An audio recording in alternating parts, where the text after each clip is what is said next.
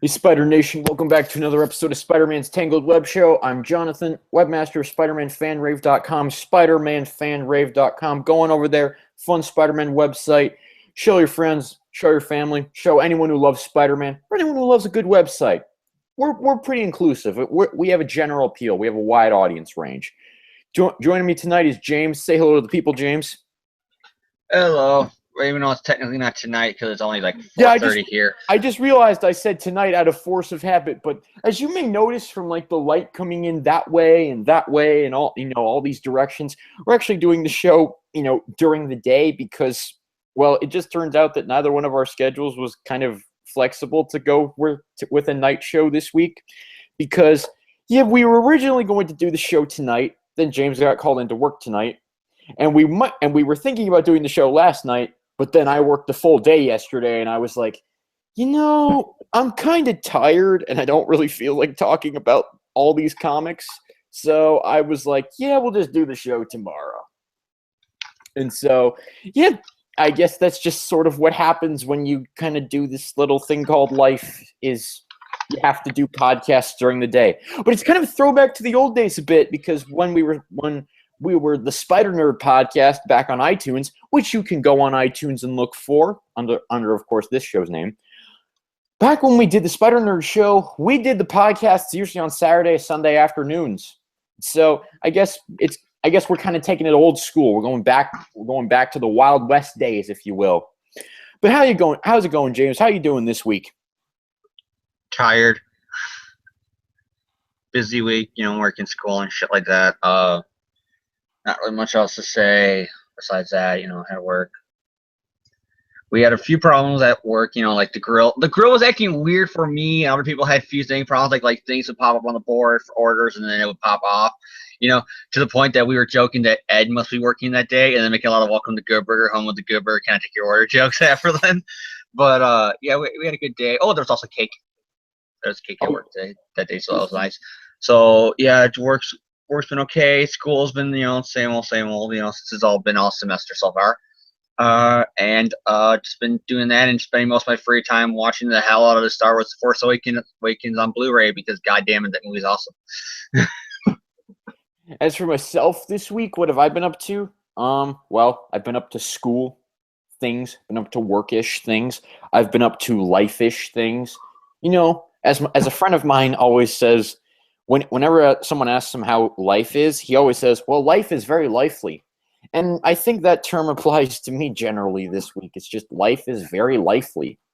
And so I got all my classes scheduled for the fall semester this week, so I guess that's cool. And plus I have my summer classes scheduled because I'm going to do a few classes in the summer because, hey, why the hell not?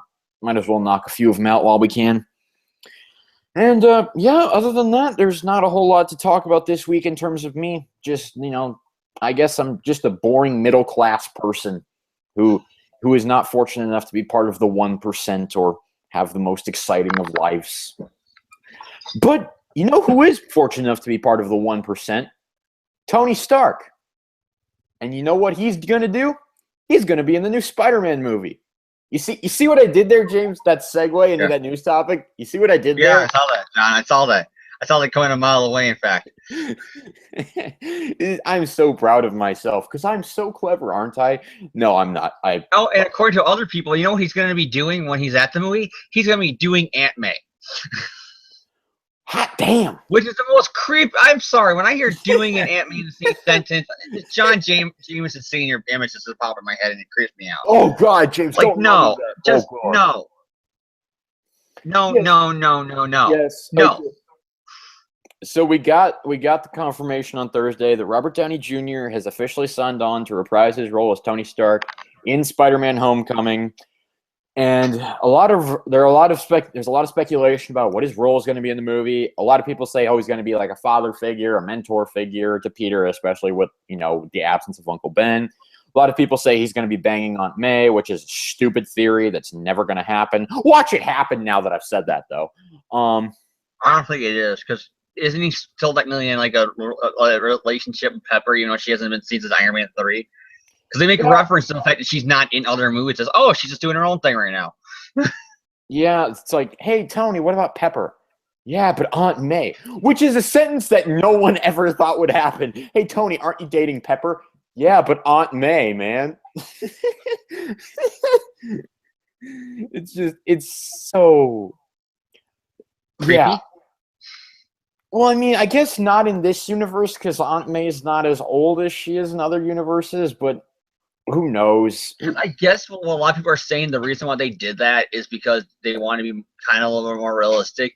That it's like you have an aunt who's like in her 70s with a 15-year-old teenager. It's like, okay, so that would mean that Uncle Ben's like what, 30 years older than Richard Parker was. So it is kind of like, kind of weird time gap when they had their second child, like a decades long gap. So I can see their point of view being like, okay, let's age her down to be more like 40, 50, where she's still older.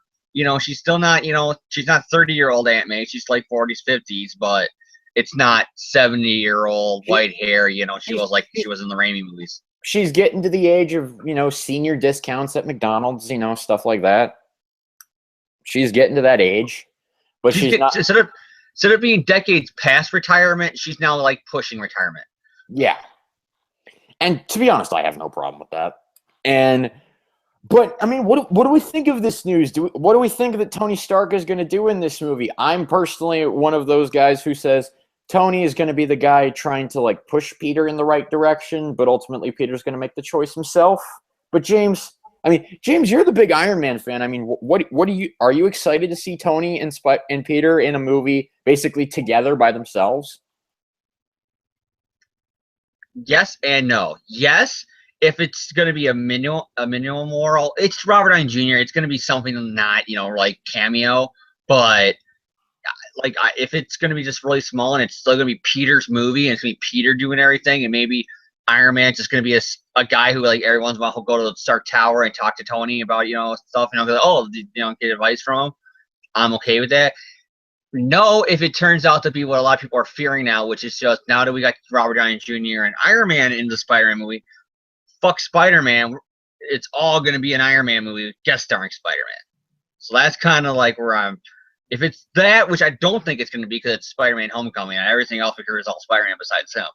But so if it's that, I wouldn't like it, but I don't think it's going to be that. So I'm actually pretty excited for it. Yeah, like touching on that topic, like I really don't think it's going to be that because of the fact, because of how much emphasis has been placed on, oh man, Spider-Man's in the MCU now. Oh my God, this is so big. This is so big.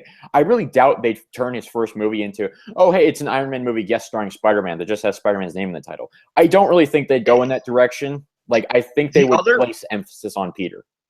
The other reason why I don't think they're going to do that is like what a lot of people are saying. Because Spider-Man, no matter how much, even Todd Burnett, no matter how much he says, or other people at Marvel might say that, oh, Tony, since the movie, is now Marvel's flagship #1 popular character. That's bullshit. Because you know what they did as soon as Sony got the rights to share the deal with Sony? They said, push everything fucking back and make sure we get a sole Spider-Man out as soon as possible. Oh yeah, I mean they pushed back like 5 or 6 movies. Spidey took precedence over Guardians of the Galaxy 2. Spider-Man took precedence over, let's see, who else? Thor 3, one of the big 4 of the Marvel Cinematic Universe, out of, Cap, Iron Man, Thor, and Hulk. He pushed one of the big 4 back. 2 of those 4 are pushed back because Hulk's in Thor Ragnarok. Oh yeah. So it's like they got that. Actually, no, the Russos didn't really have to. They didn't really have to tweak the script for Civil War because, they were like, yeah, we wrote the script with Spider-Man in it.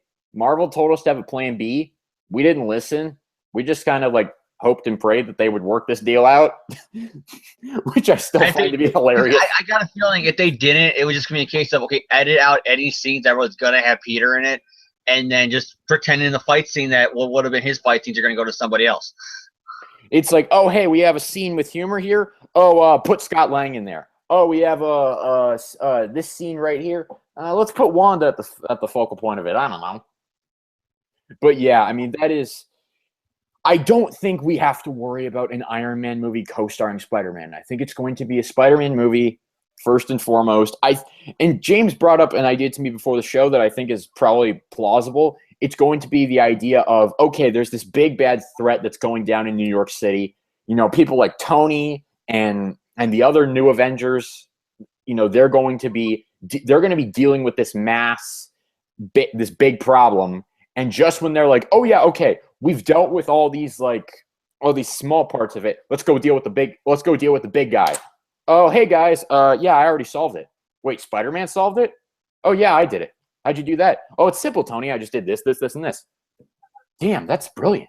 Why didn't I think of that? I think that's probably what, you remember how they did that in ASM 600 kind of? I think that's how it's going to work.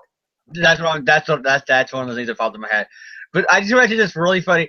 I just got this really funny image of Peter doing that, and if it's let's say Doc Ock was the villain of this movie, and it's so what did you do? How did you stop him? Well, it was simple. I just wiped up his glasses and punched him in the face real hard.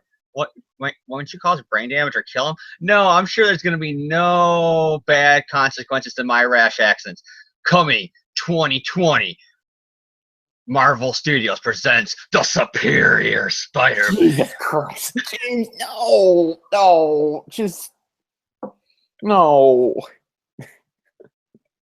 Please, no. Please never make a Superior Spider-Man movie, Marvel. Please, no. Hey, that as much as I hated that book sold, so they're probably thinking something like that, as a possible upcoming movie. But it's that's what I'm thinking. It's going to be Tony in kind of a mentor-ish role, and then he'll there's no way that they're going to have Tony in this movie without the suit. He's going to put the suit on at some point. But Peter's still going to be the main hero, and he's still going to be the main protagonist of this movie, to use, There's a lot of people who are speculating about it, and one of the speculations people are thinking, especially if Peter does the same thing he does in Civil War here, which is change sides. They could do it one more day kind of thing, where not the one more day plot obviously, but they might do something where he's going to fight Tony midway for the movie. They have a superhero fight scene, and he does the whole thing where he webs Tony up in the cocoon because that is actually a pretty cool panel in One More Day, where it's the Tony Stark cocoon of web when him and Peter are fighting.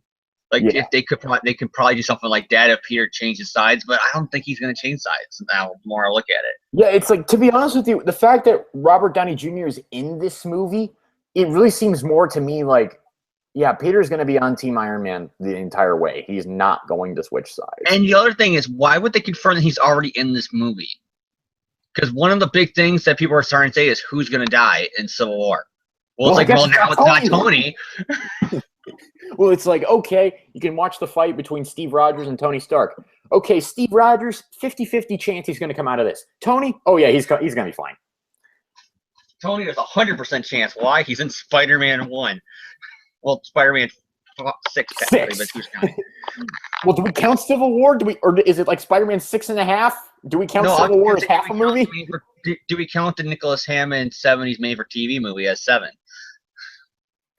But it's okay, so we know Tony's alive.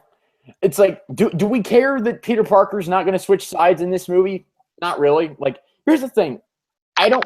It doesn't bother me because this is a younger version of Peter Parker who's really kind of just starting out as Spider-Man. And plus, this also isn't the 616 continuity, so this isn't even the same Civil War in general. So that doesn't bother me. And the fact that Peter and Tony could have such a close relationship also really does not bother me. And so I'm really as long as they do what I think they're going to do, well, okay, as long as they don't do, as long as it's not an Iron Man movie co-starring Spider-Man, I'm fine with it. I don't have a problem with RDJ being in this movie. In fact, I'm speculating, as much as it's probably going to piss off again Tom Brewer, because all he is about Tony now, about how much better Tony is. That's the flagship and most popular character, and it's BS, and nobody else believes it but him. Can you imagine how he's going to feel now? It's Spider-Man guest starring Iron Man, and he's probably God damn it. Well, here's the thing. After Infinity War Part 2, Tom Holland's going to be thrown into every single one of these movies, because after Infinity War Part 2, pretty much the big Avengers that we have now are going to be done. Because that's the thing. That's the thing that I think they're so happy they got Spider-Man. Oh, because now they got a young actor who they can have be 15, and instead of being now where Downey's going to eventually not do movies because A, he's either going to not want to do it no more, or B, he's going to be too old. Granted, he's going to be in an iron suit the whole time, but you're still going to end up with an actor who's probably going to be really, really old. So, but with Tom Holland, you could say he's 15 now, and you got then you can do like 30 years as he gets, because it's going to take a while for him to age to where he is currently in the books. Yeah, So they can do like 4 or 5 high school movies, 4 or 5 college movies, 4 or 5 him in his mid-20 movies. You can do married Peter and MJ movies. You can do fucking, past that even movies, like Brande era like movies. They have with him now years where they can have a new Spider-Man movie every couple of years. It's like, oh, hey, we got Spider-Man. Oh, I think Kevin Feige was like, hey, Phase 4, Phase 5, Phase 6, yeah, Tom Holland, he's the new RDJ, he's the new Chris Evans, he's the new Chris Hemsworth, he's the new everyone. We're gonna make I still think that Phase 4 is the reason why we haven't heard any rumors. Because remember, back during Phase 2, there was all these rumors about what Phase 3 was going to be. And during, the first phase, there was all rumors about what was going to be post-Avengers. Because we didn't know Phase 2 yet, but what was going to be like the post-Avenger movie lineup. There hasn't been a lot about Phase 4, and I think that's because maybe Fox and Disney are negotiating for Fantastic Four. Because I still hold on. How perfect is that Phase 4 would launch with the movie Fantastic Four?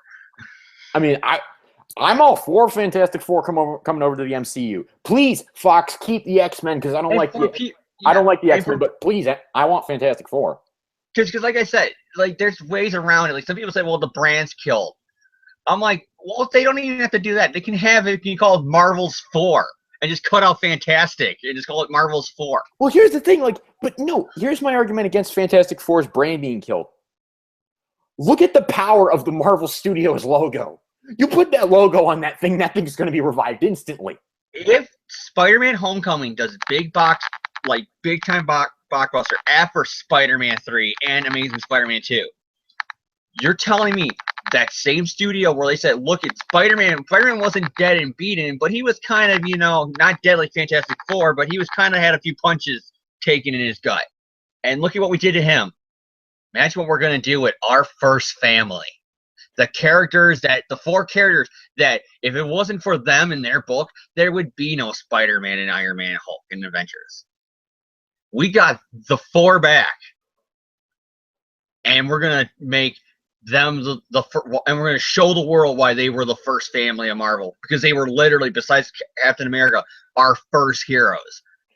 There wouldn't be no Marvel Cinematic Universe if it wasn't for the Fantastic Four. And here's our respect to them. And then, boom. That's all you got to say. Because so many people, there's film critics who are like, the brand's too dead. Marvel Studios can't do nothing with it. It's a dead brand. It's dead. They ruined it. And it's like, no, because that's all they have to say.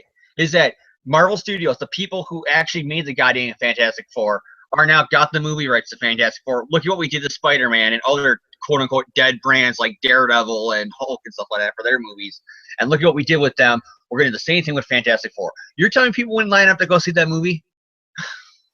Oh, yeah. So, I mean, I will say, just to add into this news topic here, remember last week when we talked about Michael Keaton possibly being the Vulture? Yeah, okay. That idea is dead, apparently, because Michael Keaton was like, yeah, no thanks. Apparently, the talks with him broke down or something, and Batman's no longer going to be the Vulture. I got a funny feeling that I can imagine right now, like he's like, okay, so what's the script of the movie? Oh, the team up. Okay, so the movie, because this is where all the heroes team up. Because I can make a joke like he doesn't understand Marvel and DC, what characters are which. So he's like, okay, let me read the script. What do you guys got for me? I'm Vulture, but shouldn't it say I'm Batman? Wait, Batman's not in this, right? Well, then I'm not doing your movie. Yeah, so Michael Keaton's out, but RDJ is in. So, to be honest with you, I think, no offense, Michael Keaton, but I feel like the net gain was bigger than the loss. So, I'm happy, but yeah, I'm kind of not, because that is good. That would have been a big novelty. The guy who, in a lot of people's minds, created the superhero movie genre with Batman '89 by being Batman that started the wave of all superhero movies that still goes on to this day, is in the Spider-Man movie, and now it's like, no, he's not in it. It's kind of like that. Is kind of sad that Keaton is a big deal when it comes to superhero movies, and it's like he's not going to be in this now. And then you're like, yeah, so a Batman actor is no longer in the Spider-Man movies, and then 2 Spider-Man actors jump ship to DC movies. Yeah, it's like Willem Dafoe is now going to be someone in Justice League. and J.K. Simmons is in Justice League. Guys, you're in the wrong universe. You're supposed to be over here. Especially you, J.K. Simmons. Come on. And the best thing is the rumor that I have heard is Defoe is going to be the Riddler. And when you think about it, that's perfect. So I can see Defoe playing the Riddler, but at the same time, it's like, really, he wants to get back in green and purple spandex? Really? I want J.K. Simmons back as J. Jonah Jameson. Though here's the thing, like, there is a very poignant rumor out there about Ice Cube being J. Jonah Jameson. He already shot that down. Oh, did he really? Yeah, he came on and said, no, I'm not doing that. Oh, because, like, I feel like that would be amazing. I really do. I really feel like that'd be great. But, okay, I guess Ice Cube's not J. Jonah Jameson. I don't know why. I feel like that would be incredible. But yeah, other than that, there's no more news this week. All we have is Iron Man and Spider-Man Homecoming. But other than that, there's nothing else to talk about. Now, we don't have any current comics this week, so don't worry. You don't have to listen to us bitch and moan for an hour and a half about how much we dislike this run. Oh my God. I've not listened back to last week's podcast yet, and I don't want to because, like, I feel I have because I was showing people just how pissed off we are. Because I would have friends and they go and they know I'm a comic fan and I'll talk to them and I'll say, yeah, I just didn't like I didn't like New Issue Spider-Man. Why is it so bad? I'm like, really? Watch this. And then they'll watch my podcast and they'll be like, damn, that's the most dumbest thing I ever heard. Oh man, like, I don't want to listen back to it because I'll just say to myself, like, man, I sound like such a dick. Or, man, why I'm way too hard on this book. But, like, we're not here to talk about what we don't like. We're here to talk about what we do like. And speaking of things we do like, Len Wein, Ross Andru, Bart Hamilton, Harry Osborn. Yes, James brought this arc up to me a couple days ago, and he's like, hey, let's do the Bart Hamilton Green Goblin arc. Because he was rereading it back on Marvel Unlimited, and he was like, yeah, this would be a good arc to do. And so, yeah, we're going to talk about some classic late 70s ASM issues. So here we're talking about ASM 176 through 180. This was Len Wein's last big story arc on Amazing Spider-Man. And I don't know if 180, I don't know if that was his actual last issue or if 181 was his last issue. I don't know. I'd have to look and check. These are his last issues because the next issue begins after is the recap of all the events up to then, which is the beginning of the Wolfman run.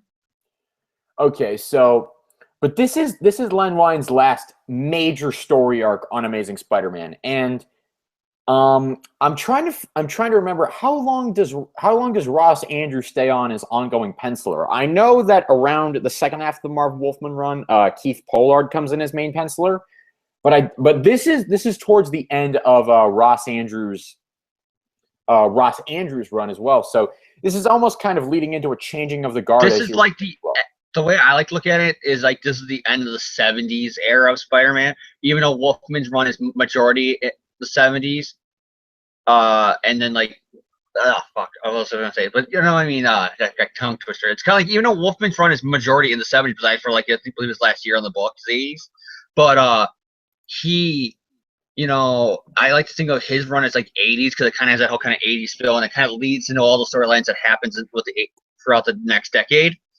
So Len Wein, I kind of see because it ends the clone story, it ends the first Harry story, it ends a lot of things here. It's like, in my opinion, this is where the 70s, you know, Ross Andru, Romita Senior, you know, that kind of Gail Kane, you know, that kind of era of Spider-Man where it's him, it's Conway, it's Lee's kind of last few years on the book. Like, this is where that stuff just ends, and here pushes on the 80s Peter that leads towards him getting married to Mary Jane and the 90s and the 2000s and blah, blah, blah.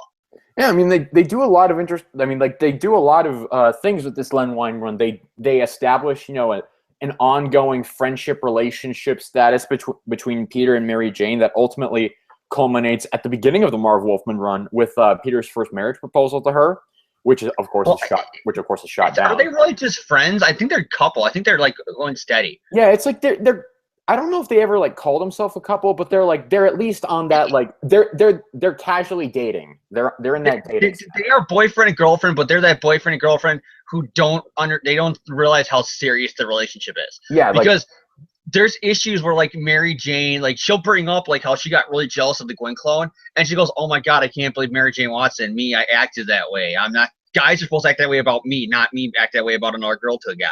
And then Peter's like, yeah. And then Peter would have to run off being Spider-Man. So he's just like, yeah, it's okay dating Mary Jane because she's fun and I like kissing her and I like going on dates with her and we hang out with each other and we do everything together and our aunts hang out and everything. But we're just casually dating because I'm still not technically 100% still fully over the death of Gwen.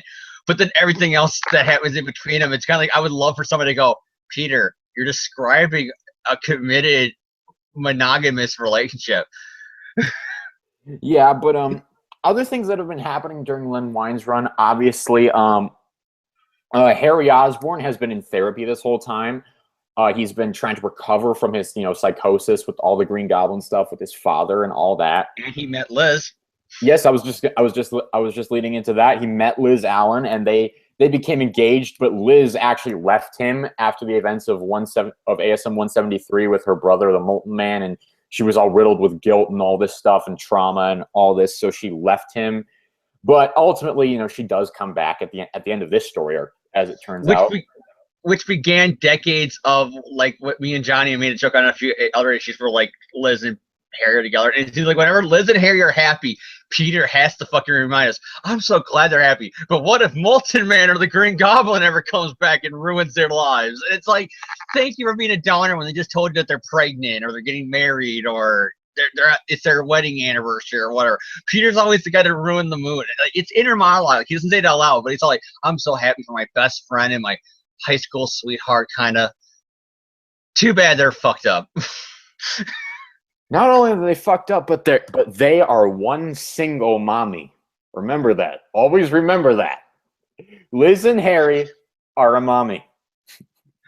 They're a mommy who are trying to get back together thanks to the region in the current title. Remember that, people. Remember that. That's still like, if you go, we made a reference on a previous episode. There's a line in Peter Parker's Spectacular Spider-Man number 85 where they accidentally call Liz and Harry a singular mommy, which that's still one of the best screw-ups I've ever seen in a Spider-Man comic.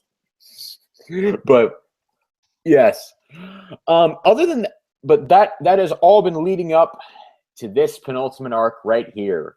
The 5-issue story, the return of the Green Goblin. The first time the Green Goblin has been seen in almost 40 issues. And is it Harry Osborn? Who is it? Who is it? Well, obviously we all know the answer. It's Bart Hamilton. But how did Bart Hamilton become the Green Goblin? How did all of this come about? Well, we shall learn, my friends. Sit down, boys and girls. It's story time.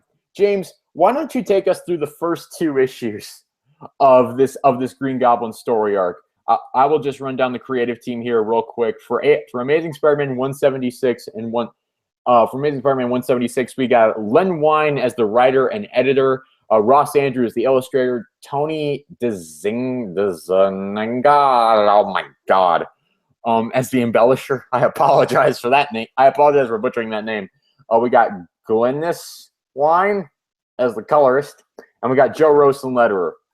And so, James, why don't you do us a favor? Take us through the recap, Amazing Spider-Man 176 and 177. What happens in the first 2 issues of this year's storyline? Well, John, I'll tell you what begins on these 2 issues. It begins like almost every Spider-Man storyline in the 70s, 80s, 90s, 2060s, and beyond begins with Peter web slinging through the city. But this time he has some extra baggage, and boy, do I mean baggage. It's J. Jonah Jameson is with him for the events of the last issue. So they're swinging around. He kicks in a door, and he goes, "Here you go, Jonah. Here's your place." And Jonah's all being an asshole to him. And, it's classic Spider-Man. Like, he spins him around in a chair, and it's like, "Hey, Chuckles." And it's like, I hate you, Spider-Man. You know, I mean, just insert any Jonah dialogue here. Then it shows Peter. He's asleep. He wakes up. He leaves. He bumps into Mrs. Muggins, who was the weird old lady who was like the landlord of his apartment. So he runs into her, and she's all like freaking out on him. And then Aunt May is doing some kind of protest. I forgot what the protest was about, but I was rerunning this run, and it's kind of weird how Aunt May is like protesting how old people lives matter. Oh, so and then a cop hits her when she's having a heart attack. Yeah, it's like, okay, police brutality, I guess. You hit a little old lady who's having a heart attack, people. Oh, and then Peter just happened to be walking by when it happened, so he's like, no, and he starts freaking out and beating up all the cops. And then the cop who attacked a little old lady with a heart attack is gonna shoot Peter for doing the right thing. And then the other guy goes, don't you see, man? That's her nephew. Don't shoot him. He had a right to beat the shit out of you. He kind of did, to be honest with you. It's like, no, but it's hilarious how it's like the other cop is like, stop. You're an asshole. You're gonna kill a kid because you beat up his elderly aunt. And he hit you in the face because you kind of deserved it. Aunt May then has to go to the hospital, and she's being rushed there.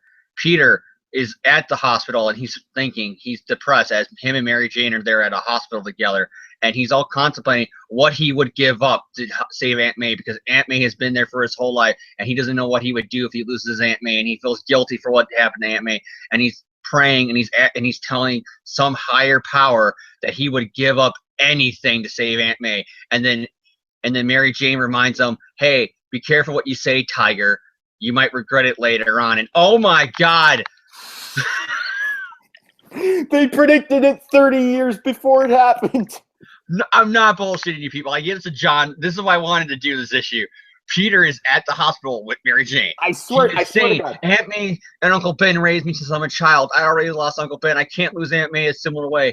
God, he's like, he doesn't even say God. He's praying to somebody, and he's like, oh, please, somebody listen. I'll do anything. I'll give up anything for Aunt May. And then Mary Jane says, be careful, Tiger, what you say. You might end up regretting it later.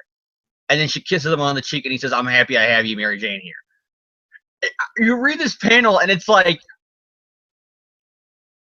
so like creepy and spooky now when you read. It's like Len Wein, he can see into the future. It's like a warning about why One More Day was a bad idea, like 2 decades before they did it. All right, but we're not talking about One More Day here, so yeah. It's just funny how that page is basically One More Day in a nutshell. So Peter and Mary Jane see the doctor, and then he's going to say, okay, you can go see your aunt now. Peter starts hugging her and crying, and then Aunt May says, Peter, I overheard you praying again, and make sure if this ever happens to you again, you don't say something as stupid like that. And then Peter says, well, now what now? And he ignored that. No, that's not really what happens. It's just the normal. It's like what Peter has been doing all throughout the 70s whenever Aunt May's in the hospital. He goes in there and he makes a sport of it. Like, don't get in that boxing ring too early, Aunt May. Oh, Peter, you spoil me. And then she has another heart attack. It's like, now don't quit your football team, Aunt May. Oh, Peter, you spoil me. Now, don't quit the cricket team in UK since you had a heart attack here in this UK comic. Okay, Peter. Oh, boy, Peter, you're such a pussy willow. You're the best nephew ever. Aunt May, for the 1000th time, it's Pussy Cat, Aunt May. Because classic 60s, 70s dialogue of people trying way too hard to sound young. Peter is still sad about what happened to Aunt May, and Mary Jane tells him to smile and cheer up, and she gives him a hug and a kiss, and then she leaves. And then Peter once again says how he's so happy that he has Mary Jane here during the tough times with Aunt May. Peter then goes back to his apartment that he's sharing with Flash at the time and realizes, yeah, shit went down, as a cop tells him that bad crap happened, and Flash is probably taken. And we see why. Actually, that's the psychiatrist's office of Dr. Bart Hamilton. Oh, yeah, sorry. That's Harry's psychiatrist's office. He was going to see Harry. And then it's like, yeah, this place has been destroyed, and somebody got taken out of here. And Peter's like, oh, my God. He broke up with Liz, and he knows what happened.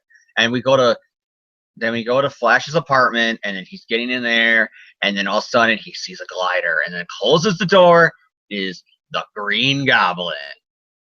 Oh shit! Goblin attacks Flash and beats the shit out of him, only for Peter to swing and go, "Hey Harry, what's up?" And then he's all like, "I'm not Harry, I'm the Green Goblin." And Peter's like, "Yeah. You know, he's all like, "Harry, you need to stop. You know, you're off the Reagan again." The Goblin knows that Peter's Spider-Man, which makes Peter go, "Well, then that just confirms that you're Harry." They fight, you know, and then during the fight, the Green Goblin goes, "You know what? Fuck your shit." And he pulls a Dark Knight moment where he takes Flash Thompson and throws him out the window. Did you just say "fuck your shit"? Yeah, the Goblin voice, yeah. Oh my god! I you just hear the Green Goblin, like that classic Green Goblin voice you hear, like, you know, the Green Goblin's always like, "Fuck your shit." Oh my god! Okay, that's the quote of the podcast, ladies and gentlemen. And then your shit is.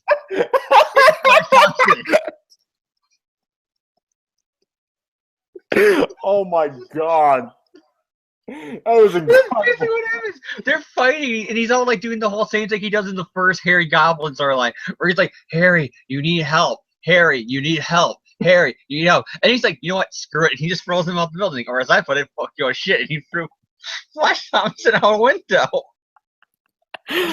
Oh my god! Oh my god! Hearing James say that. Other than "fuck your shit," everything I described actually happened in the book. Yeah. Okay.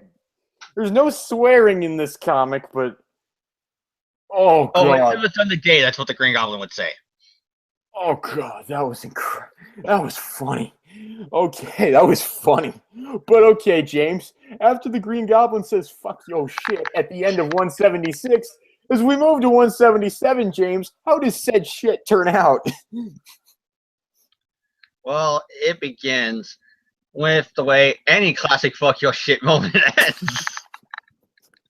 With the Green Goblin once again throwing the shit Flash Thompson out a window. And Flash is a completely different pose this time than he did the last time when he was falling out the window. Oh my god! And as Flash Thompson goes out the window, Spider-Man kicks the Green Goblin, and then goes after him. Only for surprise, the Green Goblin kicks Spider-Man in the back and goes, "Fuck your back." And then Peter then tries a web swing, and he ends up hitting some green guy's car. Which, dick move, Peter, dick move. And hey, you know too, he's like, he lets the Goblin get away. He's like, "You know what? I was an asshole. Other superheroes would just leave right now. No, here's your car doors back." Well, I mean, it's not like he had much of a choice in the matter. It's like physics doesn't stop when there's a car in front of you, and he was just sort of going forward. He's like he sees the Goblin go away, and he's like, "Damn." Well, anyway, she's your car door's back, and then the guy's like fucking freaking out, and like his wife is like, "Don't, honey, don't." Well, I mean, I'd be freaking out too if Spider-Man just wrecked my car. And then Peter like just puts the doors in the back seat. He's just like, and they drive off all mad at him. And he's like, "You'll hear from my lawyers." "Yes, I wanted to sue Spider-Man because he ruined my car doors." "Well, we are the Marvel Universe, okay? You got insurance for him?" "Actually, he gave them back to me and put them in the back seat for me." Okay. I'm not bullshitting you. Peter then shows up with Flash Thompson, and he's all like, "Hey, so I saved you." And he's all like, "Yep." And he's all like, "Yeah, I kind of told them my secret identity is Flash Thompson, so you're going to get the call from that guy's lawyer. Bye." Not really, but Peter has done that before. Yeah, he has used Flash Thompson as his alias. Yeah, he used that with Jackpot in the first Jackpot. And he used that another time, too, where he said Flash. It's not just Jackpot. He used it a couple times in Brand New Day. Oh, and anyways, which is fucking wrong. I mean, he's fighting in a war and lost his legs, and Peter is whenever people want to know his secret, and he goes Flash Thompson. So supervillains will come to try to kill Flash now. Yeah, Peter. That's the definition of power and responsibility, Peter. Great job. Anyways, speaking of friends that get fucked over, we see the Green Goblin all talking to a mysterious man in a hood, and he's all like, I'm evil, and I'm the Green Goblin, and I kidnapped you, and you're my, blah, blah, I'm going to be the new kingpin of crime. And it's basically sounds kind of similar to Norman did, how Norman were in those early issues. Before he was obsessed with Spider-Man, it was all about, I want to be the kingpin of crime. And so this is going on again, and then we're left with the mystery. Who is the mystery man in the hood and mask? Is he a Mexican professional wrestler? Is he somebody close to Peter Parker? Is he somebody close to Harry Osborn? Or maybe it's just Harry Osborn. Oh, shit, spoilers. God damn it, James. 40-year-old spoilers. Yeah. And Luke Skywalker is Darth Vader's son. Then we go back to Peter visiting Aunt May some more. The Watsons visit her. Peter once again says how great Mary Jane is, and oh my god, this comic is really trying to say that Brandon Day was a bad idea. And then we see more of Green Goblin just like killing random other criminals and torturing people with this actually pretty cool panel. How he got like that wavy, demonic Green Goblin face in the center, and then like all these other shit he's doing. Yeah, it's a pretty decent splash page. I will admit to that. It tells the story pretty well. Yeah, and then you got Peter having his own kind of splash page, kind of where he like recaps like Norman Osborn was the first Green Goblin. He got exploded by his own shit, and then he became the Green Goblin. He found out my secret identity. My girlfriend Gwen Stacy died. Then he died. Then Harry became the Green Goblin, and then here we are with Harry and his psychiatrist. And then you got all this. Peter has to be Spider-Man. He fights, gangsters in the shadows. He finds a piece of paper. Mary Jane's there with Aunt May, and she has yet again another heart attack. And Mary Jane tries to call Peter, and there's no answer at his phone because he's off being Spider-Man. And the mobster who ends up being behind the mob war that the Green Goblin's involved in ends up being. We thought he was dead when he turned back into a baby, but he's not. It's Silvermane. And Silvermane is having his mobster meeting. Oh, you're saying something, John? Well, I was just gonna say Silvermane's got a lot more hair than he did last time. Yeah. Well, the Fountain of Youth, man. Yeah. So Silvermane is like talking about, generic, what 70s mobster Godfather lines, only with like a comic book twist to it. And then all of a sudden the Green Goblin's like, fuck your mob shit. And he breaks through the window. And then he starts trying to fight, the mob. And he's all like, I'm the Green Goblin. Look at me. I got a glider. And then Silvermane's like, shoot the guy in the costume, and they're like, he's fighting, and it's like really weird, and he's all like, look at me, punch, glitter, I'm awesome. And then Spider-Man's in the vents like, he just finished off the mob for us superheroes. Is it weird if I want to say thank you? And then that ends this issue. But of course, James, we have to mention the classic cliffhanger. You see, I know who Spider-Man really is. No, the moment I've dreaded is finally about to happen, and there's no way I can reach the Goblin in time to stop him. The Green Goblin is about to reveal my secret identity, and when he does, Spider-Man is finished. More like your whole family is going to get whacked if the mob finds out who the fuck has been punching him all these years. Don't worry, Peter. You don't have to worry about your identity going public for another 30 years when Tony Stark talks you into doing that.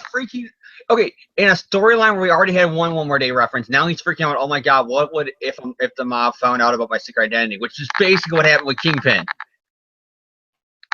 All right, James, but oh man, that was funny. What do you think of ASM 176, 177? How do you think the first 40% of this story? How do you think it's going so far? It's classic 70s comics, but it's a really good story, like very good story. I always love the Goblins. Bart Hamilton is kind of not well when you think about it, a Green Goblin, but right now it's actually pretty good because you think it's Harry. Yeah, I mean, you got the unintentional foreshadowing of One More Day, which is spooky, but it once again shows one reason why I really like the Peter and MJ relationship is that for a couple where they're both saying, yeah, we're taking it slowly, we're taking this slowly, they're very much, it's like, who are you kidding when you reread this? Because it's like, they're all like, oh, we're taking this slowly because I kind of got jealous over your clone Gwen, and Peter's like, oh, I'm taking it slowly because I'm fucking Spider-Man, and I'm still kind of, I don't want to fall madly in love with somebody and then they die again on me. But yet, when you see them together in this issue and throughout a lot of the Lin Wine run, it's pretty obvious that it's more than just casually dating somebody and taking it slowly. They are as close as you can possibly get. And so I like this for this era. I mean, there's issues for Peter's in his apartment. She walks in and she just like sits on his lap and starts kissing him and stuff like that. You don't do that if you're just taking things slowly. I'm pretty sure that's not the definition of taking things slowly. I think that's kind of going a little bit more uphill there. I mean, they were each other's plus ones to weddings in this run. That's the, like I said, they're pretty much close. They're basically saying you can hear those wedding bells if Mephisto didn't erase them from history. So yeah, you got that kind of stuff with Mary Jane. The Aunt May has another heart attack yet again, and then another heart attack yet again. It is weird. And the cop thing, the police brutality is so freaking weird. There's a little old lady with a protest, and his answer is, "I'm gonna punch her and give her a heart attack." And then when her family member freaks out about it, you're gonna kill him. Yeah, it's like, okay, I get that you don't like this old lady attacking you with the sign, because she was like attacking him with the sign. But it's a little old lady is slapping you with a sign. You're not going to punch her, John. It's an old lady. What the hell are you? It's like, why are you going to hit an old lady? What else is going to come of that but bad things? And then he gets mad when the nephew gets mad and going to kill him. It's like, dude, you made two bad choices here. He's the definition of a bad cop. Pretty much, I know there's real-world definitions of a bad cop, but this guy is a bad cop. It's like, he punched a little old lady, gave her a heart attack. Her nephew gets mad and starts pushing at him, rightfully so, and then he's going to shoot the unarmed guy. It's like, look, the old lady should not be beating you with the sign, but you do not respond to that with physical violence. And then when her nephew gets pissed off at you for doing that, you do not raise a gun on him. All right? I'm not a police officer, all right? I know being a police officer is a very tough job, but I'm pretty sure that's not how you do it. And I thought stuff like this was like against the comic code. Because wasn't there like things that you can't show the cops in a bad light, you can't show the army in a bad light. It's like, I guess by this point in the 70s, that also got kind of like eased out with the comic code because they were perfectly okay with this cop being the biggest asshole in the universe. Yeah, pretty much. And then you got the ending now that is now going to be considered a great moment between me and John, and it's not even for what actually was said in the panel. That was the best thing that I've ever heard. That was the best and then when I'm reading my recap and it says Green Goblin crashes into them, I'm like, I gotta say it. Fuck your mom shit. Oh my god.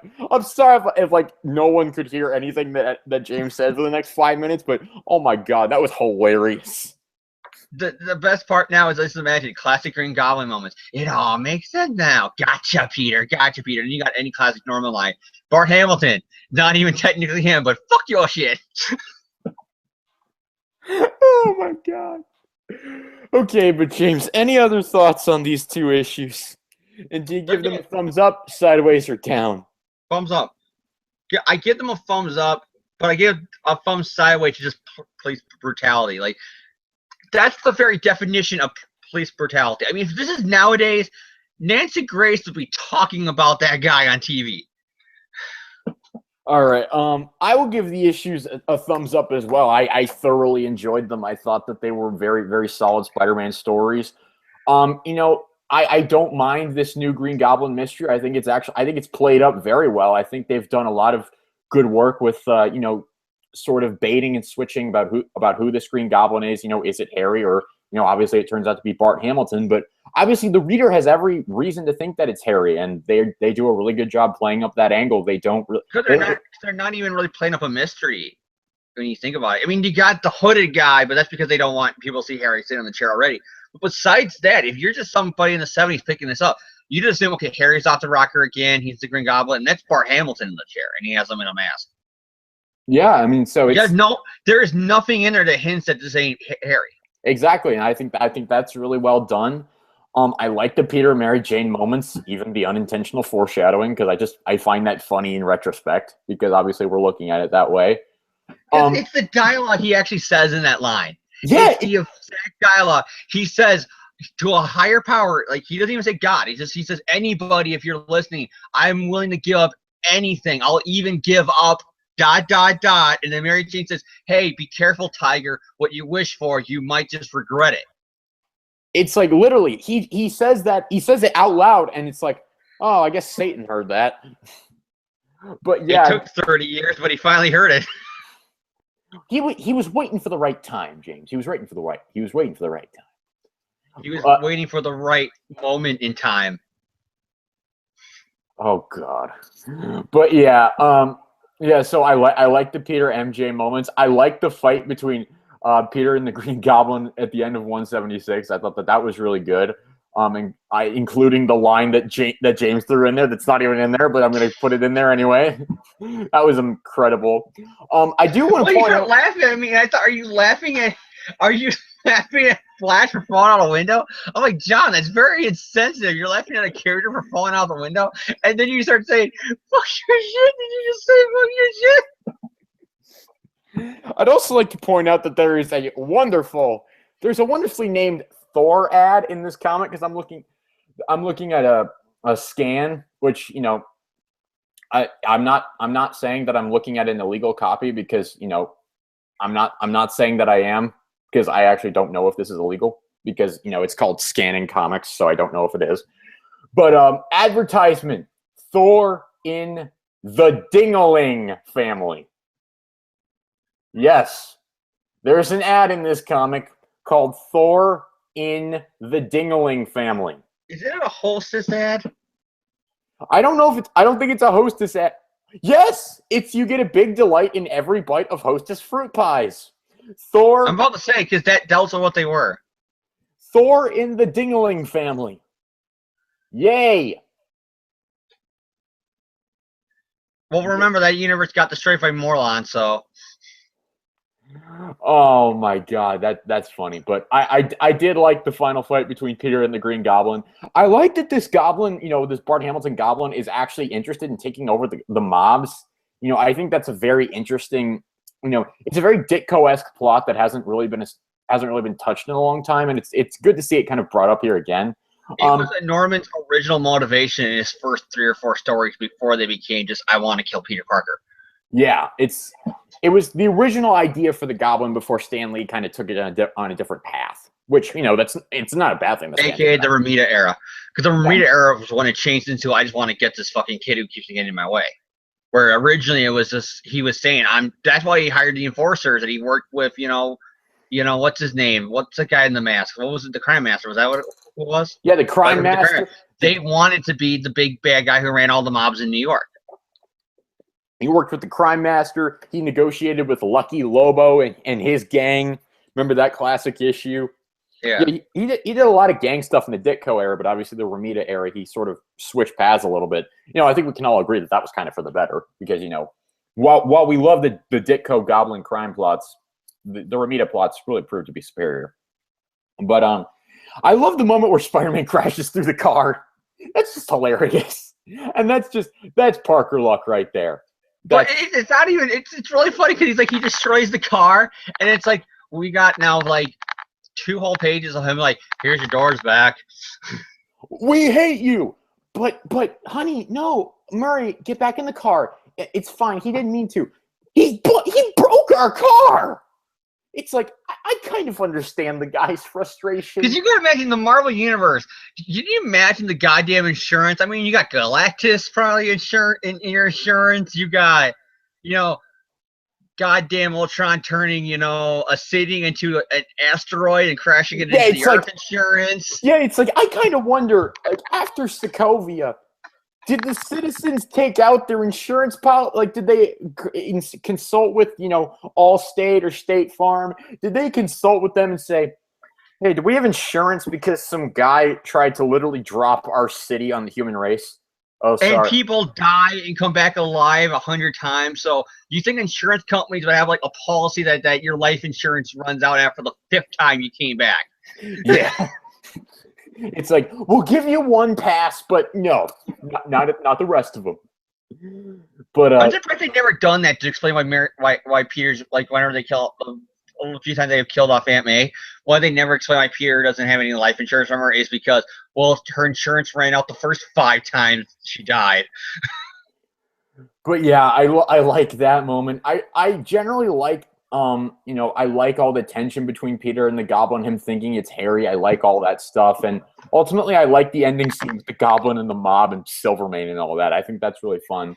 The only thing that I'm kind of iffy on is the artwork, because I've mentioned before that I'm not the biggest fan of Ross Andrews' style, but I think it's like improved and evolved, at least in my eyes, for this story. So it's not as big of a negative for me. I'm not still like the biggest fan of it, but I think it's better than it was back in the original Clone Saga in the Jerry Conway days. So I mean, overall, I don't really have much to complain about. I give these two issues a thumbs up, but I do give Police Brutality a thumb down. But other than that, yeah, I think it's great. I think these two issues are very, very good Spider-Man comics. And so now we turn to Amazing Spider-Man 178 and 179, which I will be recapping. We have pretty much the same creative team, except Jim Mooney's the inker on this one.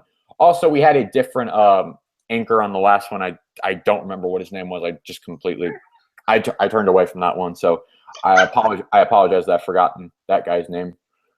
But this issue opens with the Goblin bragging about how the fact that he knows Spider-Man's secret identity. And he says, "Imagine what we could do, gentlemen. Imagine what we could do. We could eradicate our greatest nemesis. That's not a bad bargain, don't you think?" "Well, you know what, Goblin? This is ridiculous. If you know who Spider-Man is, just tell us." "Oh, please, you find me so naive? You have to promise me that I will be your boss first." Well, you know what? I can't do that, Goblin. Sorry, but I'm the king of this joint. I'm Silvermane." "Well, you know what? Fine. I will bring Spider-Man to you in 24 hours. I will return bearing his head on the silver platter. Ta-ta for now." Man, that man is an utter maniac. What frightens me most is the thought he might actually succeed, thus destroying all my carefully laid plans. And Spider-Man hears all of this from the vent, and he's like, "Whew, man, at least they didn't out my secret identity yet." And just as he moves to turn away and leave the air vent and just get out of the building sneakily, ah, damn! I hit my elbow on the vent. Man, that hurts. "What was that?" "I don't know. It came from the air vent." "Ah, crap. Well, I guess I better go out there and fight these guys, because that's a good idea, evidently." Spider-Man goes out there. He makes short work of the mob, pretty much. I mean, he has basically no trouble taking these guys out. And so he deals with the mob. And meanwhile, at the hospital, Mary Jane is still unsuccessful in reaching Peter Parker. And the doctors, they need to operate on her, but they can't, of course, until her next of kin signs the consent forms. So Mary Jane says, "Okay, I can't reach Peter by phone, so I'll go out and I'll just try to find him." Trying to find one guy in a city of 10 million people, yeah, that's a pretty tall order, but I have to. Just at that moment, Peter arrives back home, and he says, "You know what? I'm going to try to get some studying done. But you know what? I just can't do it, because I can't get my mind off of Harry and the Goblin and all the rest of them." Meanwhile, at the Goblin's hangout and his headquarters, his captive is desperately trying to escape. And he's rocking his chair back and forth, but ultimately it does him no good other than to make him fall on his face. The Goblin comes back and starts saying, "You know what? I'm just going to deliver a classic villain monologue." And he explains how he's going to capture Spider-Man for Silvermane and his friends. "I must catch him unaware, strike when he least expects it." What is that? "I'm mad, did you say? Perhaps, my friend, perhaps. I suppose only Dr. Barton Hamilton would know that for certain. And he's not in any position to talk about that right now, is he? Shame on you, my friend. Such language. No, if you'll excuse me, my friend, I have a spider to squash. Oh, by the way, please don't attempt to escape again. If you do, I'm afraid I'll have to kill you."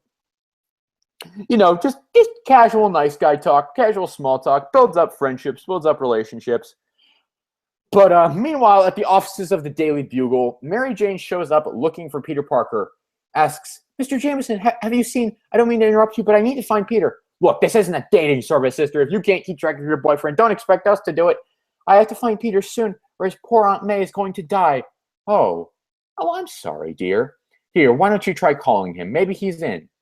And so Mary Jane tries calling Peter again in his apartment, and she calls just as he's about to leave.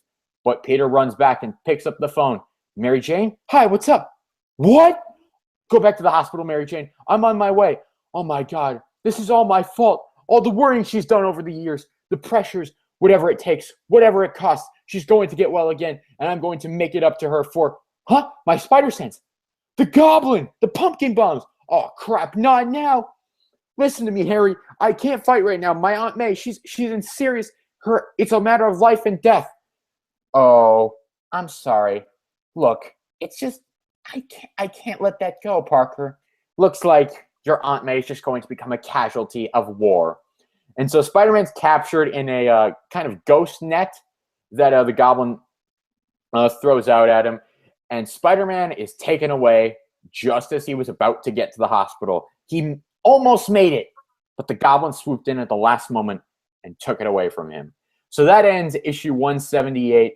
As we move on to Amazing Spider-Man 179, we have the goblin dragging Spider-Man to the Magia, to Silvermane, because he is going to make him the crime boss of New York City, bringing them the web slinger alive to do as they please with him.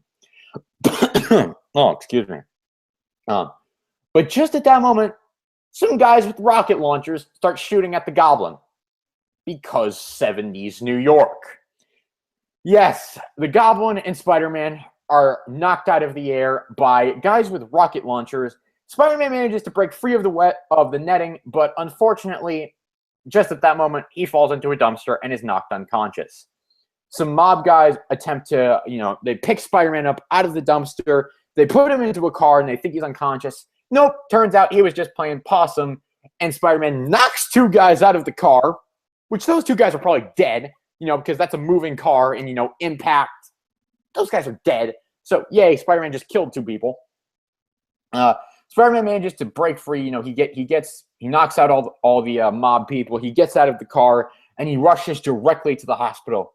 Mary Jane, I made it. How's Aunt May? Is she? She's still holding her own, mister. No thanks to you. For someone who seems so worried, you sure took your sweet time getting here. But it turns out that they just operated without Peter's consent because they had no choice. And so Peter and Mary Jane just sit back. They wait for They wait for answers. They wait for results. The Green Goblin, meanwhile, I made it back. Just barely. My poor damaged glider couldn't have flown another foot. Silvermane's clumsy attack on me has failed.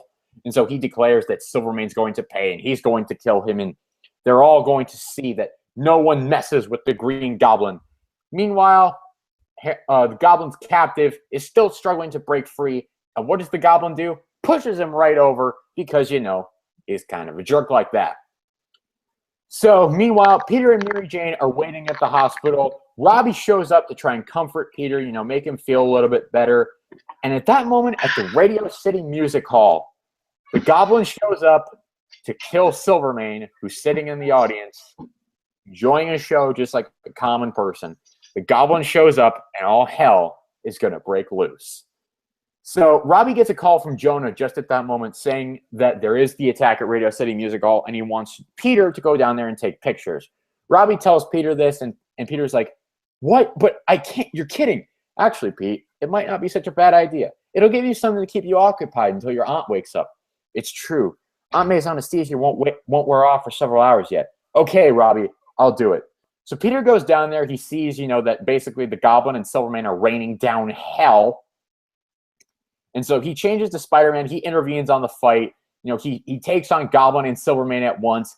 All three parties get some good licks in, but eventually Goblin gets hold of Silvermane and takes him, takes to the sky.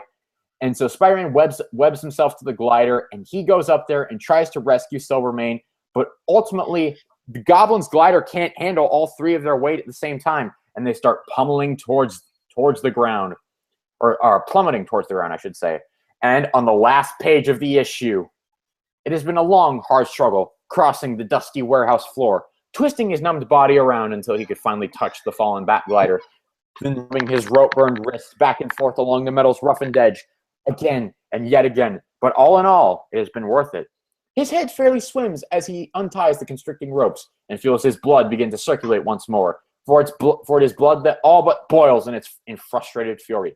Leave us face it, folks. After all this time in helpless captivity, Harry Osborn is furious, and he intends to do something about it. Dun, dun, dun. Next issue. If Harry Osborn was the captive, then who? Be with us next time for Who Was That Goblin I Saw You With? So that ends Amazing Spider-Man 178, 179. We're 80% of the way through the story right now. So, James, we'll go to you first again. What do you think of ASM 178, 179 here?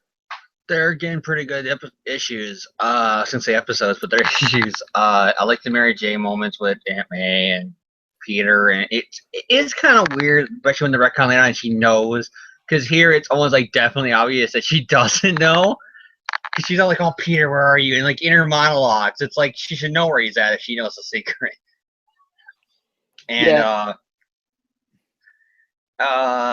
and you got all that stuff going on. But besides that, you got that kind of stuff that's really good. How you got the tension that Stanley said he loved. How be like his Aunt May's sick and dying in the hospital, one side of the city, but on the complete other side of the city, there's a bomb or something that he needs to stop, and he can't be at two places at once. So, and that's basically what happens in this issue. So that's the classic kind of trope that Stanley said he always liked doing. So, and it's not him doing it, it's somebody else, but you know what I mean, though.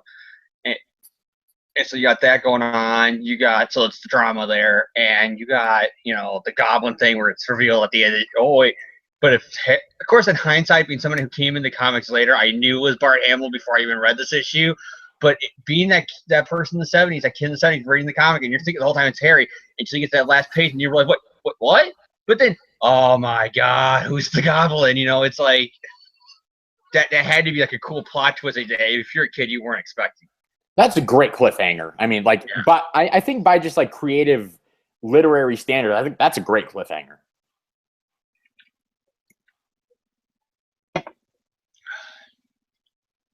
But yeah, you got that stuff's good. The Bugle stuff with Robbie and Joan is good. The drama with Mary Jane and Aunt May in the hospital yet again is good. It's just some really good issues. I'm really enjoying this arc so far. And I can't wait for the final to see how it ends. So, James, do you give these two issues a thumbs up? Is that what we're kind of getting at here? Yeah, 2 thumbs up, 1 for each issue. All right. I got to agree with James. I'm really enjoying these issues. I mean, before today, I had not read this story in a long time. It'd been years, in fact, and I'd only read it once. I barely remembered anything about it, and I reread it today, and I thoroughly enjoyed it. I was thoroughly entertained. I thought that these were great issues, and this 178, 179, they're just continuing the trend that was set forth by the first 2 issues. Very strong stories throughout. I think they're I think the plot is very good. I like the beginning fight between Spider-Man and the mob at the beginning of 178.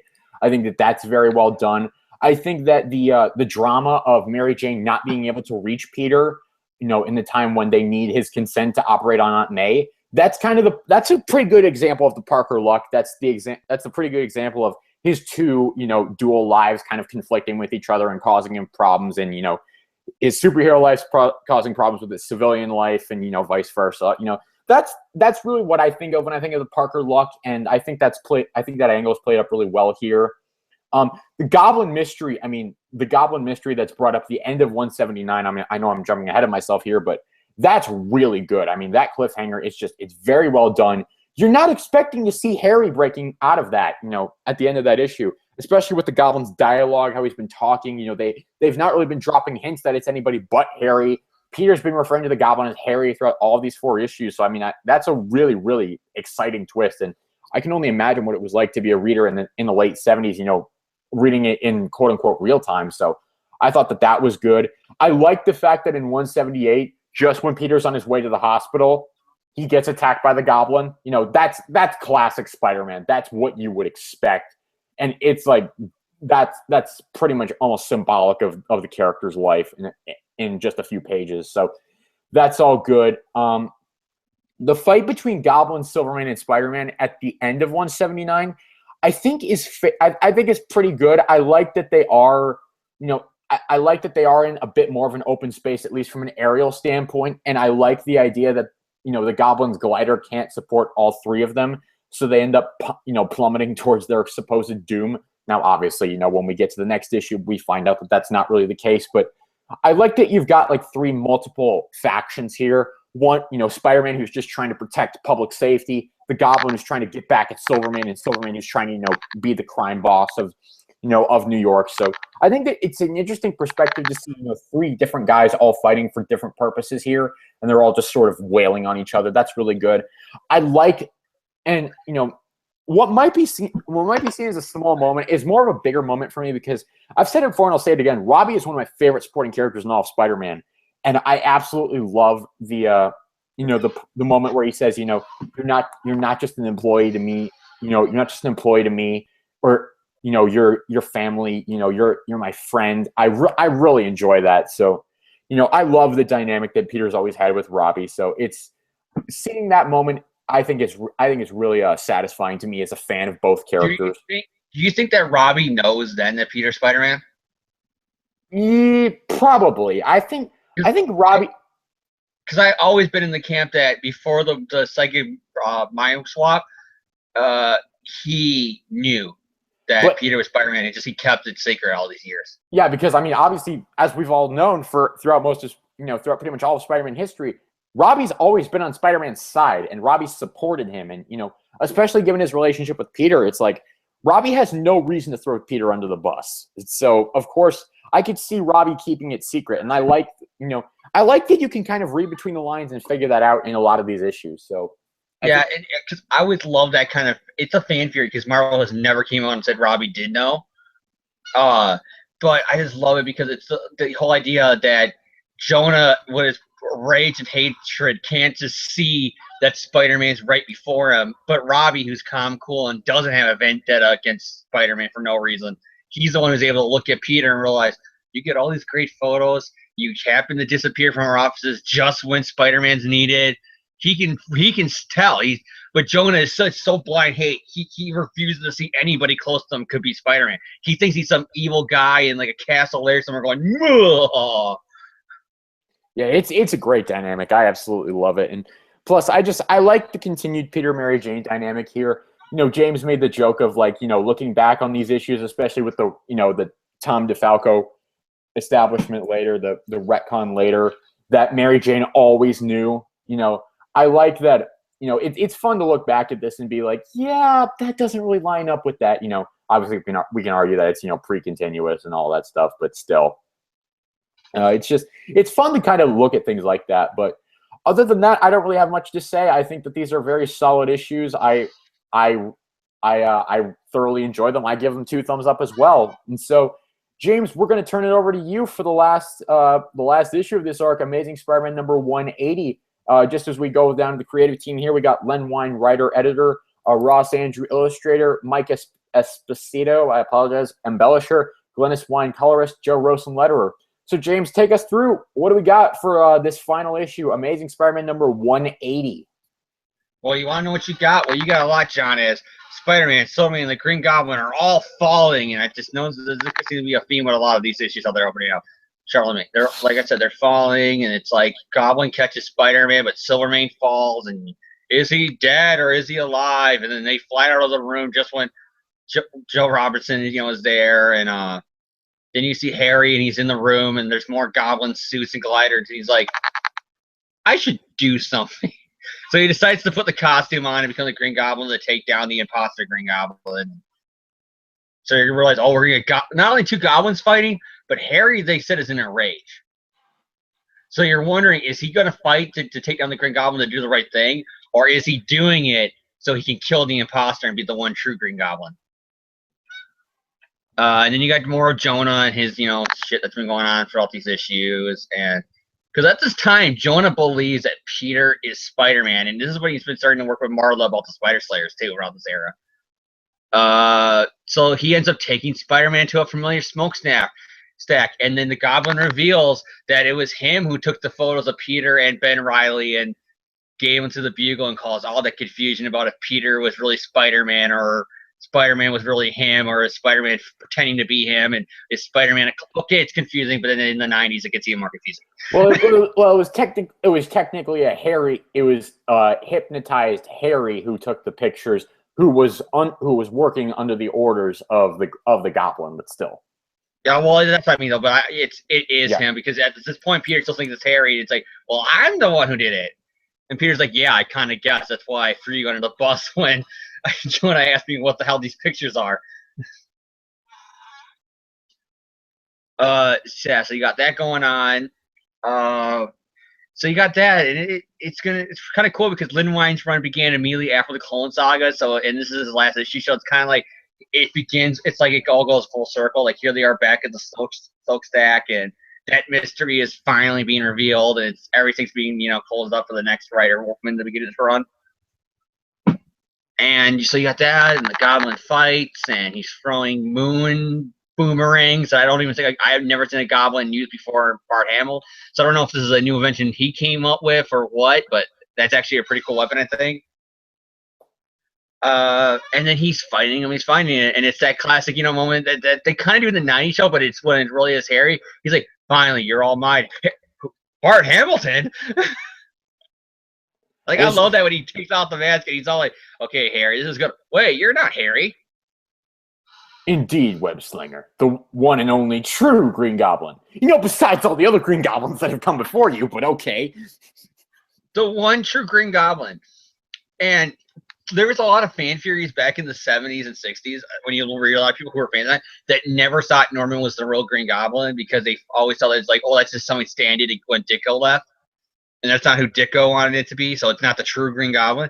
So I wonder if there were some of those people who read this and he says the one true Green Goblin, they're like, yes, they retcon Norman. Oh, wait. The next panel completely says nope. So, yeah, he reveals that, I was a psychiatrist, but then when he was telling me all these stories about being a goblin and stuff like that, I realized, you know what? I should do that. So he found the goblin's lair. He got the goblin shit. He put on the costume. He said he's going to kill Spider-Man because Spider-Man is, and he's going to become the kingpin of crime, and boom, bada, bing, bada, bang.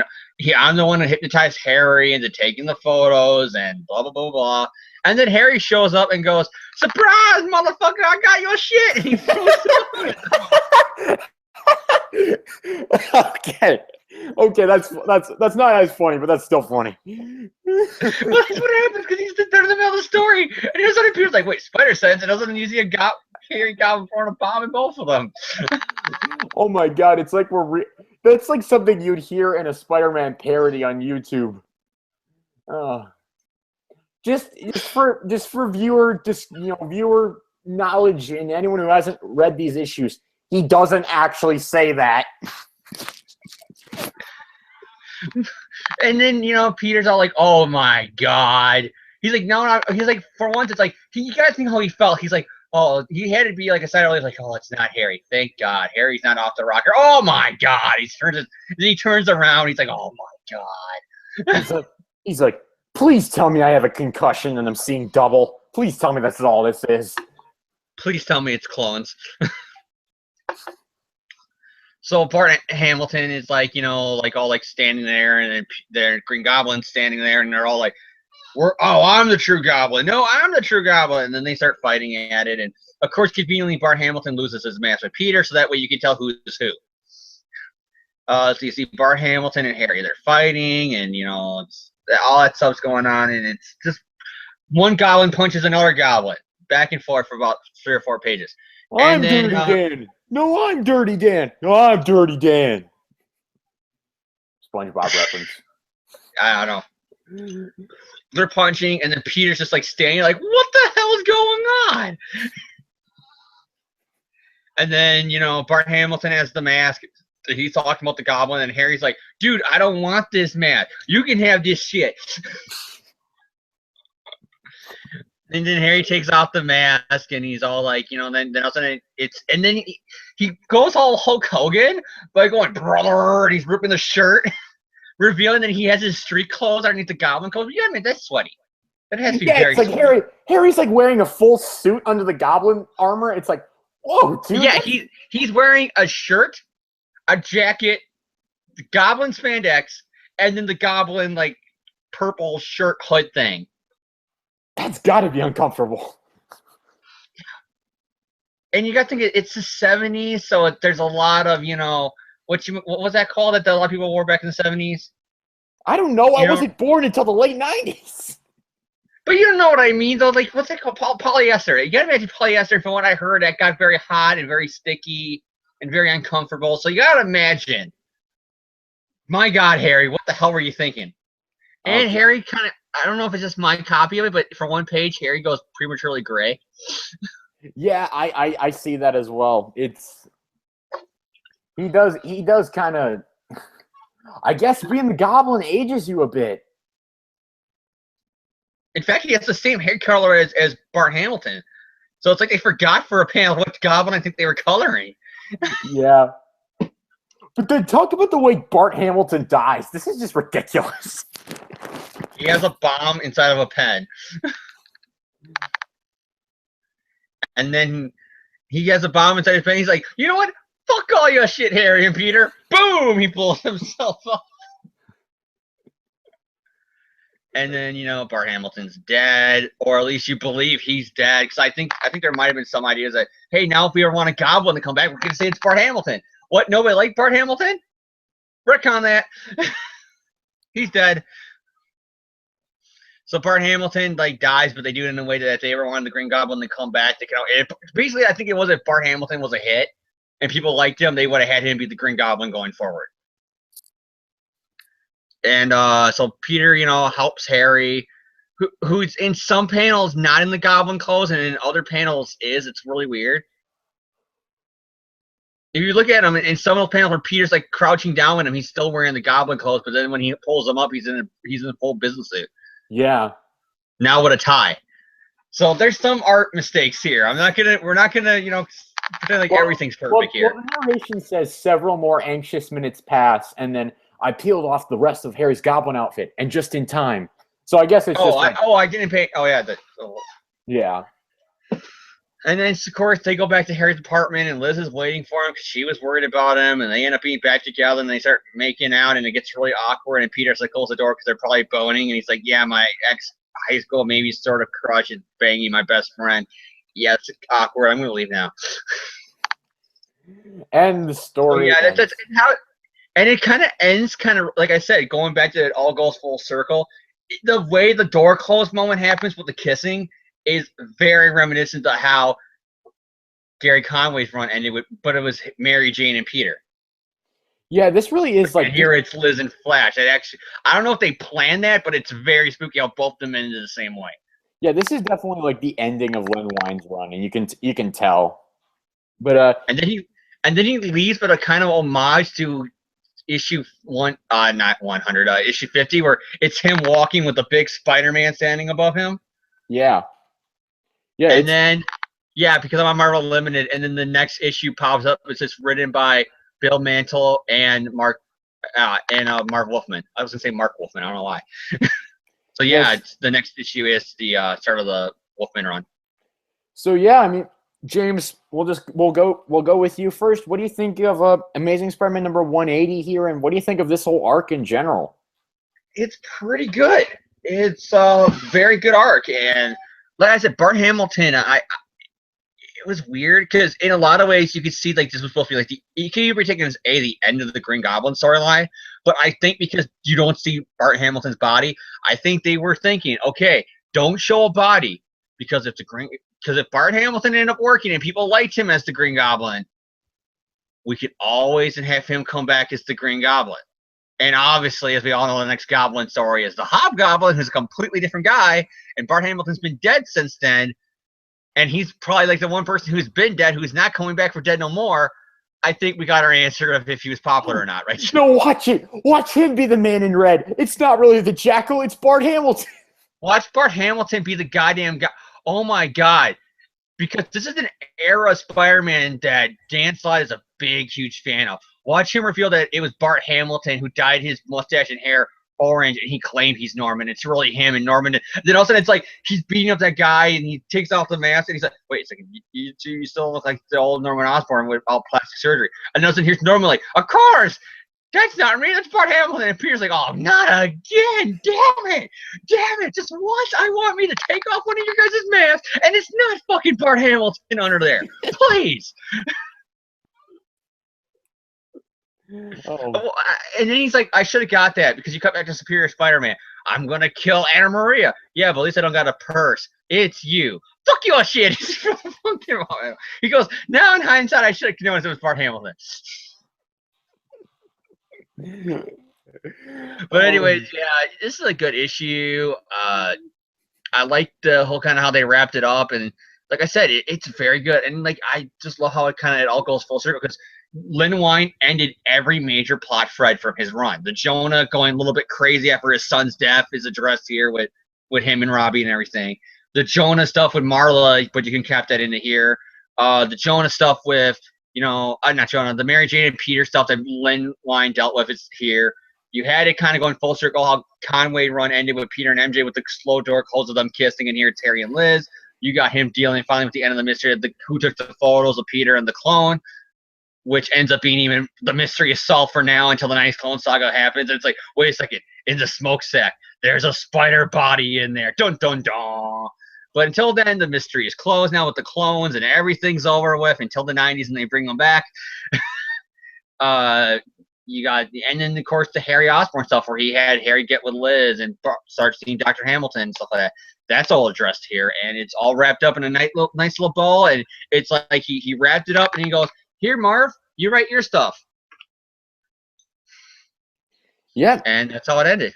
So James, do you give this arc a thumbs up, a thumbs sideways, thumbs down? I give this issue a thumbs up, and because I gave so far every issue a thumbs up, it's only fair I give the whole arc in general a thumbs up. All right, I'm gonna give this arc and this issue a thumbs up as well. I thoroughly enjoyed this arc and this issue. I thought it was a great final issue. I thought that the cliffhanger that was brought up at 179 was addressed pretty well here. I like that Silvermane basically fell however many feet and is just like, is he alive? Yeah, just barely. We just got to get him to a doctor. Okay.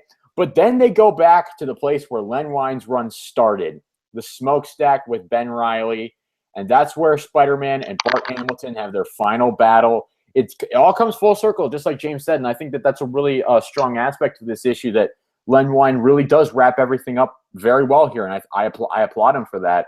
The reveal of Bart Hamilton, I think, is pretty well done. I find the story behind Bart Hamilton being the Goblin to be a little bit ridiculous, but it's like it's so funny that it's just like it's so weird. It's just funny to me. I don't know why. I can see what it's like. For years they said they did it because they wanted to be in that Harry overcomes the Goblin and he can live happy ever after with Liz. It's like Harry gets his happy ever after until they have him go off the wagon again as the Goblin. But it was like Harry gets his happy ever after. But like I said, they kind of say like Bart Hamilton was always going to be a one-time deal. But I think because you didn't see the body, I still say it was kind of like, yeah, he's a one-time deal. But if he sold really well and a year later we can bring him back as the Green Goblin and say he survived the explosion. But yeah, I find it to be weird, but overall it's still enjoyable. The way Bart Hamilton dies is absolutely hilarious. He has a bomb in a pen, and Peter's just like, hey, that conveyor belt you're standing on, it's going to carry you right over the edge. Ah, shit. Boom! It's going to carry you right over the edge. I can still throw it, Peter. Ah, damn it. Fuck your shit. Yeah, that was funny. I found that to be hilarious. But I would love now if somebody watches our podcast and then years later, whenever they think Bart Hamilton's Goblin, they don't think what actually happens in the story. They just think fuck your shit.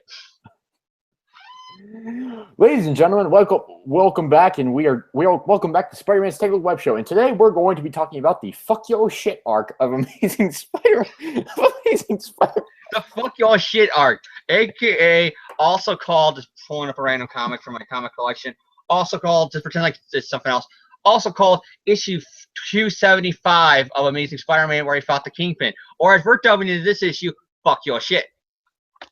Spider-Man is fuck your shit around the city, and then he notices a crime going on with fuck your shit. It's replaced every noun with fuck your shit.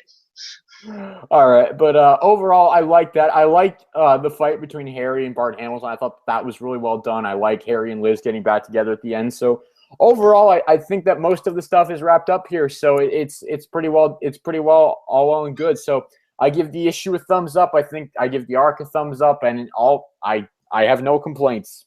So that's pretty much going to do it for the reviews for this episode, and that's also going to do it for this episode of the podcast. We don't really have anything else to talk about. So, James, any final shout-outs or words to the listeners before we sign off? Not too many shout-outs I can think of this week. I have nothing to say here. So shout out to John for doing this episode with me in the daytime because my schedule. You're welcome. My shout out this week. Shout out to whoever came up with the phrase "fuck your shit." My shout out this week: Marvel, Stanley, Steve Ditko, Len Wein, Ross Andrew. Thank you for Spider-Man. Thank you for the comics reviewed this week. Other shout outs this week: Supergirl season finale. Hell yeah, loved it. Hashtag renew Supergirl. We need season 2 like right now. Right now. Give us a renewal right now. Hashtag cancel it just like I see John's reaction if it got canceled. Be prepared for Andrew Garfield version 2 if that happens. John, you want to know how much John loves Supergirl, people? He is tempted to pick up a DC comic, aka Supergirl Post Rebirth, because I told him by looking at it so far, it looks slightly kind of similar to the Supergirl TV show. And I said I would pick it up if it is like that. That's how much I like that show. I love that show so much. But yes, shout out to them. I love Supergirl. Thank you for a great first season. Let's get us a season 2, people. Other shout out this week. Shout out to Captain America Sam Wilson #8. That's a damn good comic. Anyone who read that, that's a good comic. And if you're not reading that, you should read it. It's a good comic. What happened in it? I'm not reading it. It was basically all 3 Caps, Steve, Bucky, and Sam, taking down a bunch of dudes, and then literally just the 3 of them standing around talking. And it's the most satisfying conversation I've read in a comic in a long time because it fixes like the beefs between Steve Rogers and Sam Wilson. They fixed them. Any problems between Steve and Bucky, they fixed them. Oh, Steve, here's your shield back. Sam, that's your shield. You're Captain America. I gave you that shield. It didn't come with any conditions. That you're Captain America. And then at one point, Steve Rogers saves the guy. He's like, "Oh man, it's great to be saved by Captain America." He's like, "Oh, I'm sorry. I'm not Captain America. He is. Just call me Steve. He's Captain America." I was like, boom! I was like, yes. Okay, I didn't read the book, but as a Bucky fan who was a fan of the Bucky Cap era, because that was when I started to pick up Captain America. Like I read the whole Winter Soldier arc, but when I really got invested when Bucky actually donned the suit and became, Cap. So I like that era. And my favorite issue of that era is still the who will wield the shield, where it's that similar moment too with Bucky as Captain, where he's like, "Here, Steve, here's your shield." He goes, "No, I put in my will that you have it. It's yours. It's your shield now." So I just imagine where Falcon's like, "Oh yeah, here, Cap, here's your shield." "No, you're Captain America. That's yours. I gave it to you." And then Bucky's like, "Steve, you said that to me too, and you took it back." And it just shows Steve going like, just standing there like, well, this is awkward. And he like slowly starts walking out the door, and he runs away. And then Bucky's like, "You did that to me too." He's just he looks around for the cosmic cube, and he's like, "I think I want to be an old man again. Oh man, this is awkward. I'm gonna go be an old man again." But yeah, I love that. I just imagine Bucky going, "Steve, you said the same thing to me."